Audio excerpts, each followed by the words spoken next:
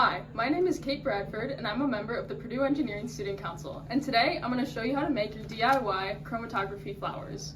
Let's jump right in.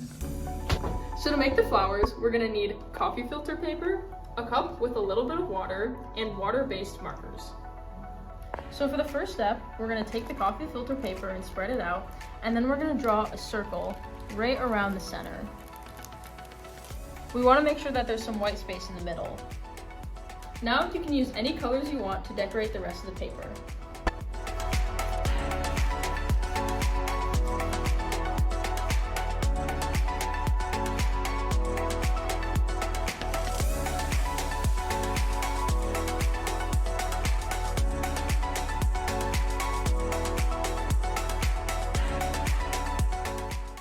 So the next step is to take the paper and we're going to fold it in half, like so. And then we're going to take it and fold it in half again. So now we have a quarter of the paper left. Then you're going to take your cup and you're going to gently place the flower into the cup.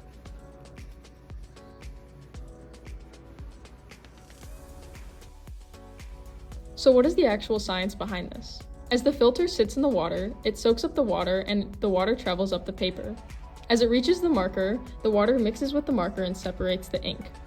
The water carries the ink further up the paper, which causes different colors to appear on the paper. This process is called chromatography.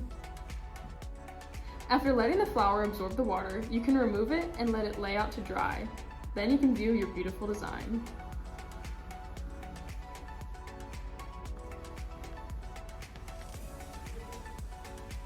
So once the flower has dried, then you can start to fold it up and bunch it up in the center to make it look more flower-like.